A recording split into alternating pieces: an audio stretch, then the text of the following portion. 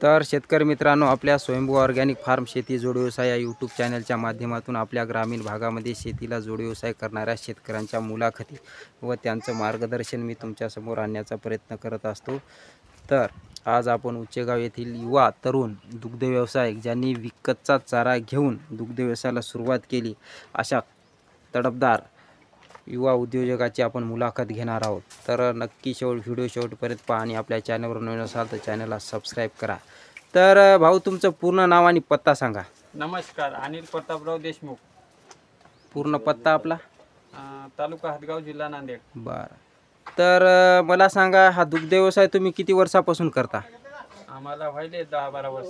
10-12 वर्षापासून। बरं, तर आता किती म्हशी आहेत तुमच्याकडे? आपल्याकडे 5 म्हशी आता। 5 म्हशी आता का?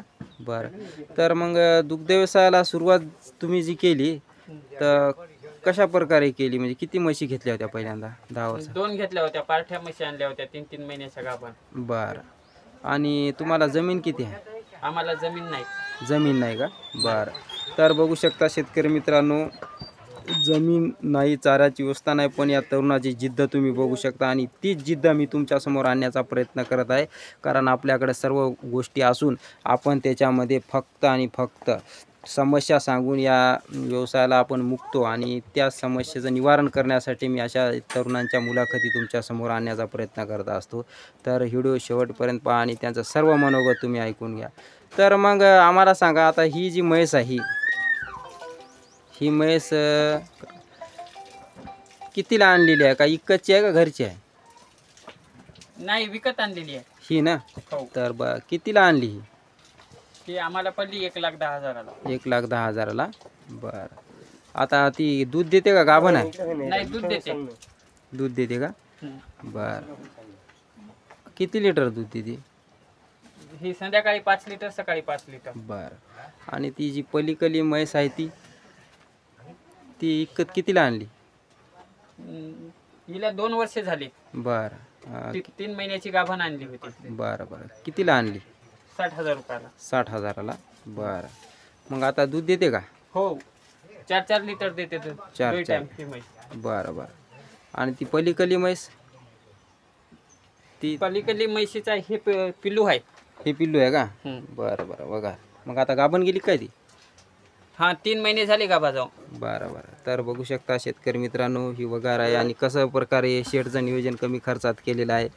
आणि हे बघू शकता, इकडे यांचं एक दुसरं पण शेड आहे, त्याच्यामध्ये पण म्हशी आहेत, ते मी तुम्हाला दाखवण्याचा प्रयत्न करत आहे। खरंच या तरुणाचं जितकं करावं तितकं कौतुक खूप कमी आहे। बघू शकता, इथं पण 2 म्हशी आणि कशा प्रकारे हे आपलं कुटार नियोजन, चारा नियोजन, आणि हे बघू शकता, एक नंबर।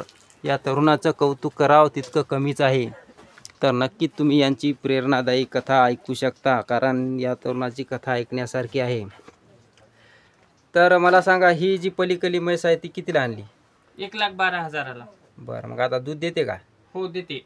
किती लिटर दूध देते? ही म्हैस जमल्यावर हिनं 14 लिटर दूध दिलं। 14 लिटर। बरं बरं, आणि ही अलीकडली म्हैस? ही पण 6-6 लिटर, 12 लिटर दूध देते। कितीला आणली ती? ही आणली होती 1,11,000ला। 1,11,000ला। बरं, तर मग एकंदरीत सांगा आता आम्हाला, हे झोपडे शेड कधी केलं ते? याला 4 वर्ष झाली। बरं बरं, किती खर्च आला असेल? हे सगळं बनवायला 30,000 रुपये आला। पलीकडलं आणि अलीकडलं की हे एवढं? नाही, दोन्ही पण। दोन्ही पण। तर बघू शकता शेतकरी मित्रांनो, कमी खर्चामध्ये या तरुणाने दुग्ध व्यवसाय कशी सुरुवात केली आहे। 30,000मध्ये ते पलीकडलं शेड आणि हे अलीकडलं बनवलेलं आहे, आणि खाली मॅट पण टाकलेली आहे, आणि हे बघू शकता कशा प्रकारे कुट्टी करून या म्हशीला चारा नियोजन केलेलं आहे। तर मग मला सांगा, सकाळपासून चाऱ्याचं नियोजन कसं करता दूध काढल्यानंतर? संध्याकाळी 2 तास, सकाळी 2 तास चारा। सकाळी काय टाकता? जरासा कुटार टाकतो। कुटार टाकल्यावर 10 वाजता पाणी गिनी पाजून एकदा कुट्टी टाकतो। बरं, आणि कुट्टीमध्ये ऊस आहे? सध्या ऊस आहे का? ऊस, गजरा।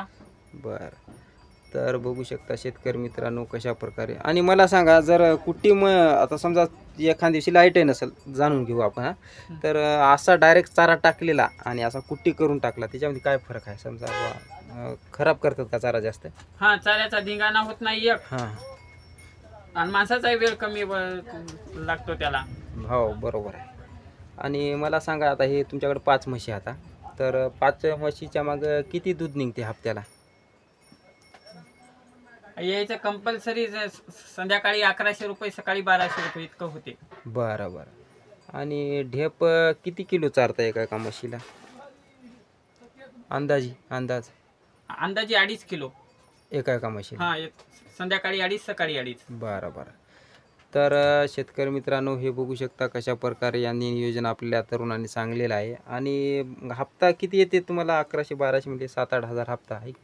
तर 22-23 हजार रुपये हप्ता येतो. बरं बरं.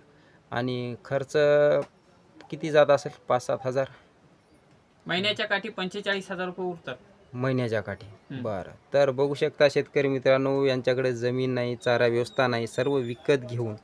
तर चारा कसा विकत घेता? म्हणजे जे आपलं ऊस असेल, हे असं काय रानच विकत घेतलेलं आहे का चाऱ्याचं? हो. बरं. ते दोघा तिघांना मिळून आम्ही 1 एकर रानच विकत घेतलं. बरं बरं. ऊसाचं? हो. तर 1 एकर रान कितीला विकत घेतलं तिघामध्ये? ते 25 हजार रुपये. 25,000. सगळा ऊस आपण कापून आणायचा? हो. बरं. तर बघू शकता. आणि कुटार वगैरे पुन्हा त्या टायमाला विकतच भरता का? हा, हरभऱ्याचं कुटार विकत घेतो. बरं.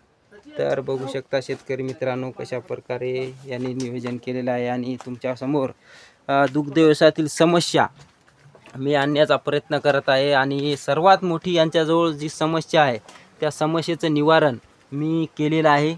आणि नक्की तुम्ही अशा प्रकारे दुग्ध व्यवसायाला सुरुवात करून कमीत कमी खर्चामध्ये कोणती हार न मानता या तरुणाची यशोगाथा तुम्ही बघू शकता कशा प्रकारे कमी खर्चामध्ये नियोजन लावलेलं आहे. आणि तुमच्यासमोर सर्व समस्या मी आणलेली आहे. ही कुट्टी मशीन आणलेली आहे यांनी. तर ही कुट्टी मशीन कितीला आणली तुम्ही? 16,500. बरं. कधी आणलेली आहे? 2 वर्ष झाली. 2 वर्ष. बरं. आतापर्यंत काहीला प्रॉब्लेम नाही, काही नाही, चांगली आहे. चांगल्या प्रकारे.